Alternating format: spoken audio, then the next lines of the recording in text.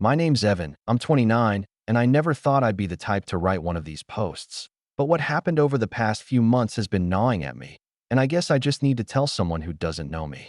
The moment that set everything in motion started on an ordinary Tuesday afternoon. I had just finished a call with a client and tossed my phone onto the counter when it started ringing again. Dad. He doesn't usually call in the middle of the day, so I answered. But before I could even say hello, I realized he must not have heard the click when I picked up. There was laughter on the other end, and then his voice, casual but cutting in a way only family can be. He'll never amount to anything. Just a loser living off our name. I froze. It felt like someone had reached through the phone and squeezed my lungs. Then another voice, my mom's, soft and amused, chimed in. At least he's useful enough to watch the house while we're gone. More laughter. Then the sound of ice clinking in a glass and my dad's voice again. Yeah, he should be grateful. We could have just rented the place out. He's lucky we even trust him. I didn't hang up right away. I just stood there, listening, my stomach turning into a cold, solid knot. I don't know how long I stayed like that before I quietly pressed the red button on the screen and set the phone down like it had burned me. For a while, I just paced around the living room of the very house they were talking about, my house. Well, technically, I'd bought it 2 years ago with my own money, a place I was proud of because I worked hard to afford it. My parents had been so excited when I told them I was closing on it. At the time, I thought it was genuine pride. I'd invited them to stay with me whenever they wanted, and they took me up on that. They'd been using my house as a kind of base whenever they flew back from their long trips abroad. At first, I liked it. I liked being the good son, the one they could rely on. I told myself that letting them stay here was just my way of giving back for everything they did for me growing up. But as the months passed, I realized their stays were getting longer and more frequent.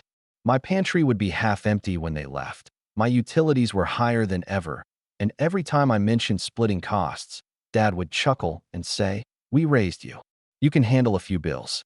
I always swallowed my irritation. I didn't want to seem ungrateful, but hearing him say those words, just a loser living off our name, flipped a switch I didn't know existed.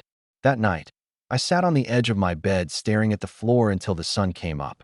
I replayed every conversation, every little jab they'd made in passing. The time Dad laughed when I told him I was stressed about my mortgage and said, "If you can't handle this, maybe you shouldn't own a house." The time Mom told me I should be more like my brother, who always makes the smart moves, even though he still lives rent-free in their old house. The next day, when I got a text from Mom saying they'd extended their Europe trip another week, and hope you're keeping the place nice for us, something inside me went cold and calm at the same time. For the next few days, I went about my routine like normal, but my mind was spinning quietly behind the scenes. I started pulling documents, looking through files, checking what I owned outright and what was still under financing.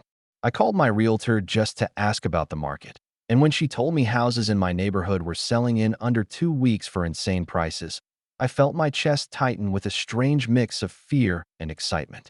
I didn't tell anyone what I was thinking. Not my brother, not my friends. I kept smiling through our family group chat, sending pictures of the dog, answering questions about the house like nothing was wrong. But every night I stayed up late, cleaning out closets, going through boxes, donating what I didn't need. Each day the house got a little emptier, and each day I felt a little lighter, and a little more like I was doing something dangerous. Then one night, I found myself standing in the middle of my living room, looking around at the space that had been my home, my refuge, and my burden. And I made my decision. I called my realtor back the next morning and said the words I didn't think I'd say so soon. Let's list it. By the end of the week, the for sale sign was in my yard. I kept it all secret. Every time my parents called from Europe, I made sure the background behind me looked the same. I made up stories about how quiet things were here, how nice it was to have the place to myself. All the while, I was signing papers, fielding offers, and packing up my life into a storage unit. When I accepted an offer, nearly $980,000, more than I'd even hoped for, I didn't feel relief. Not yet. I felt this slow building current of something like power humming just under my skin. I moved out a few days before the closing date. The house was nearly bare when I left, just a few light fixtures and curtains left behind for the new owners. On the kitchen counter, I left one thing, a folded piece of paper with 6 words scrawled across it in black marker. The last night before I handed over the keys, I sat in my car outside the empty house and just stared at it. I imagined my parents coming back from Europe, dragging their suitcases up the driveway, laughing like they always do, expecting everything to be the way they left it. And then I imagined their faces when the key didn't turn. I don't know why that thought made me smile, but it did. I didn't know then just how intense their reaction would be, or how far they'd go once they realized what I'd done. When the day finally came, I was hundreds of miles away, sitting in a quiet coffee shop with my laptop open and my phone face down.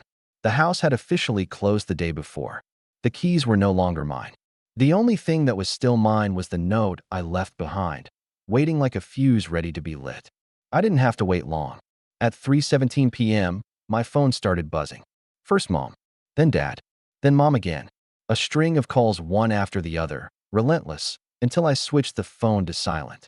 Then came the texts, first polite, then confused, then angry. Evan, what is going on? The key isn't working. The house is empty. Empty. Where are you? You better have an explanation. Call us now. I didn't answer. I just sat there, sipping my coffee, watching the messages roll in like waves during a storm. There was something almost surreal about it, like I was watching a movie about someone else's life. Then came the photo. It was a picture of my kitchen counter. And there it was, the note I'd left behind, the one with 6 words written in sharp black marker. The family loser did this. No one texted for about 20 minutes after that.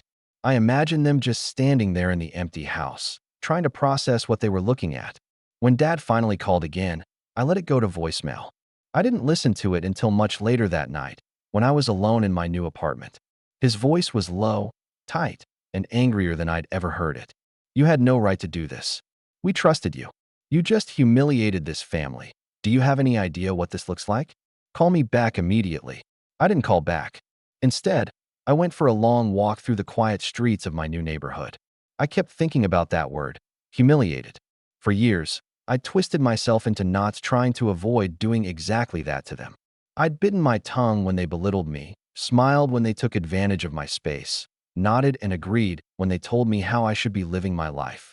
But the truth was, humiliation had been my shadow for years. I just hadn't realized it until I finally stepped out from under it. When I got back to my apartment, there were already voicemails from my brother too. His were different, calmer, but sharper in a way that cut even deeper. What are you doing, Evan? Mom's been crying all night. Dad's furious. You can't just sell the house out from under them. They needed a place to stay. You're being selfish. Selfish. That word used to sting. Now, it just made me tired. The next day, Mom finally got through to me. I let the phone ring twice before answering, bracing myself. Evan, she said, her voice quivering. How could you do this to us? After everything we've done for you. Something inside me snapped, quietly, not loudly like an explosion, but like a rope that had finally frayed all the way through. You mean after everything I've done for you? I said, my voice steady. I let you live there for free. I took care of everything while you were gone. And you called me a loser for it. There was silence on the other end. Then she said, almost whispering, you weren't supposed to hear that.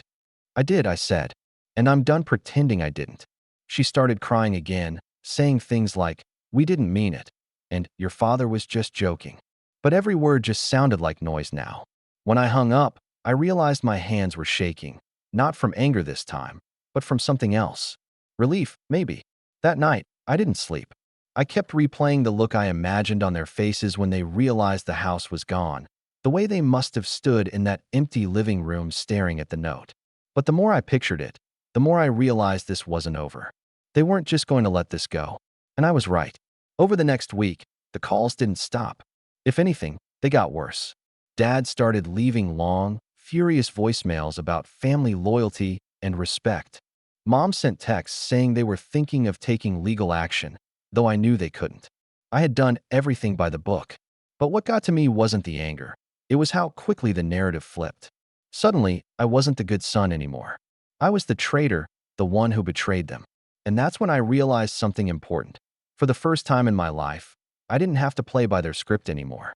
I started ignoring every call, every message. I changed my number. I stopped checking the family group chat entirely. I thought they might back down after a while. I was wrong. One morning, I woke up to find a letter slid under my apartment door. No stamp, No envelope, just a single piece of paper with my dad's handwriting. It said, "You can't run from your family forever." That was the moment I knew this was going to escalate, and that if I didn't take control, they were going to try to pull me back in by force. A week later, it happened. I had just come back from a late evening run, earbuds still in, when I saw a familiar car parked across the street from my apartment building. My stomach dropped. It was Dad's. I almost turned around right there, but before I could react, the driver's door opened and he stepped out. Even from a distance, I could see the tightness in his jaw, the way his hands were balled into fists. "Evan," his voice cut through the quiet street, sharp enough to make a couple walking their dog turn their heads. "We need to talk." I didn't move. My heart was hammering, but at the same time, I felt a strange calm wash over me. I'd been waiting for this, hadn't I? "Talk about what?" I called back, my voice steadier than I expected. "You know what?" he said, walking toward me. "You think you can just disappear, sell the house, cut us off like we're strangers? You think that's how family works?" I glanced up at the windows of my building. A few lights were on. My neighbors might have been watching. For once, I didn't care. "I didn't cut you off," I said, taking a step toward him. "You did that the second you called me a loser and laughed about it behind my back." He stopped walking, just a few feet away from me now. His face was flushed, and there was something in his eyes I'd never seen before. Not just anger, but panic. "You're overreacting," he said finally, his voice lower now, but no less intense. "You sold the house we all loved. Do you understand how humiliating this has been for us? People are asking questions. What are we supposed to tell them?" I let out a bitter laugh before I could stop myself. "You mean your friends? The ones you bragged to about the house I paid for?" His jaw clenched. "Watch your tone." There it was, that old phrase he used to throw at me growing up, anytime I dared to push back. But this time, instead of making me shrink, it just made me stand taller. "No," I said quietly but firmly. "You don't get to talk to me like that anymore. You don't get to use my house, my money, my life as props to make yourself look good, and then call me worthless when I'm not around." For a moment, he just stared at me. I think he expected me to back down, to apologize like I always used to. But I didn't move. When he finally spoke, his voice was colder than I'd ever heard it. "This isn't over. You owe us an explanation. You owe this family something for what you've done." I shook my head slowly. "No, I don't owe you anything." His face went red, and for a second, I thought he might actually shout, but then he just turned on his heel and walked back to the car. He didn't slam the door, didn't peel away. He just sat there for a minute, engine running, before finally driving off. I stood there on the sidewalk long after the taillights disappeared, my chest tight. Part of me felt like I'd just won something. Another part of me felt like I'd just declared war. The next morning, I woke up to a text from my brother. "Dad's furious. Mom hasn't stopped crying. They said they're coming back tomorrow with the rest of the family. You need to be there when they arrive." I stared at the screen for a long time before typing back just 2 words, "Not happening." But deep down, I knew this wasn't going to end with a few texts and an argument in the street. If they were planning to come here, to force some kind of family meeting, then I needed to be ready. I spent the rest of the day thinking about every possible way this could go. I could ignore them, sure, but I knew them well enough to know that would just make them push harder. By nightfall, I'd made up my mind. I wasn't going to hide. The next day, I made sure to get home early. I sat in my apartment with the door locked, blinds drawn, waiting for the inevitable knock. When it finally came, 3 sharp raps, like a gavel, my stomach clenched, but I didn't move from the chair by the window. "Evan," Mom's voice called through the door, muffled but pleading. "Please open up. We just want to talk." I stayed silent. A moment later, Dad's voice came, harder, louder. "You can't ignore us forever. You're going to face this family whether you like it or not." I stood, walked slowly to the door, and put my hand on the knob. My heart was racing, but I wasn't scared this time. I was ready. I opened the door, and there they were, Mom, Dad, my brother, and even my aunt and uncle standing behind them like backup. The whole family, gathered in my hallway like some kind of tribunal. No one said anything at first. We just stood there, staring at each other. Then Dad stepped forward. "You're going to explain yourself," he said, his voice low but dangerous. "Right now." I took a step back and gestured for them to come in. If this was going to happen, it was going to happen on my terms. They filed into my apartment one by one, the air heavy with tension. My mom clutched her purse like a shield, My brother kept his arms crossed like he was already siding with Dad, and my aunt and uncle stood stiffly near the wall, clearly there as witnesses more than anything else. Sit, I said quietly, motioning to the couch and chairs. To my own surprise, they actually did.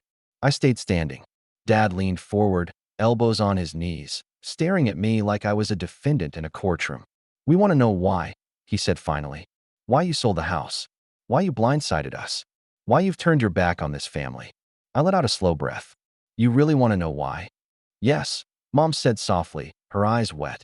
"We deserve an explanation." I laughed, not because it was funny, but because of how absurd it sounded. "You deserve an explanation? After everything you've said about me? After calling me a loser when you thought I couldn't hear?" Mom flinched. Dad's jaw tightened. "That was a private conversation," he said, his voice sharp. "Exactly," I shot back. "And you didn't think I'd ever know how you really feel about me. But I do now. And it changes everything." My brother shifted uncomfortably. "Evan, come on. You're making a huge deal out of one comment. Dad jokes like that all the time." "One comment," I said, feeling my voice rise for the first time. "You think this is about one comment?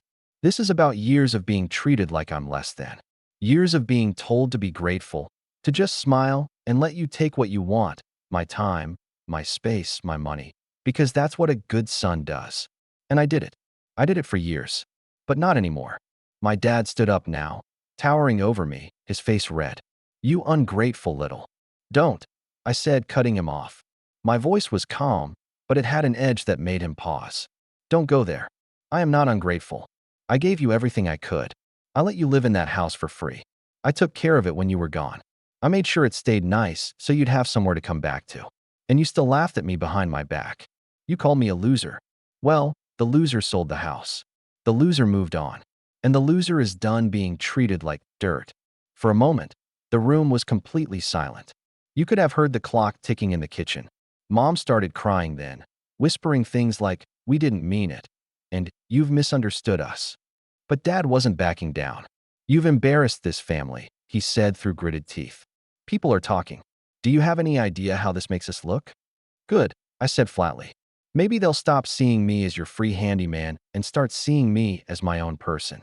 My uncle finally spoke up, clearly trying to diffuse things. "Maybe everyone needs to calm down. There's still time to fix this." "No," I said, turning to face him. "There's nothing to fix. The house is sold. The money's mine. And none of you get a say in what I do with it." That's when my brother snapped. "You're being selfish, Evan. We all counted on that house. You knew Mom and Dad needed a place to stay when they came back. How could you just take that away? Because it was never their house."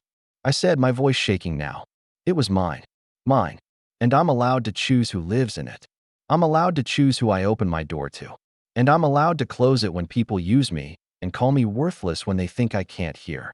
I felt something in my chest loosen as the words came out, like I'd been holding my breath for years and was finally letting it go.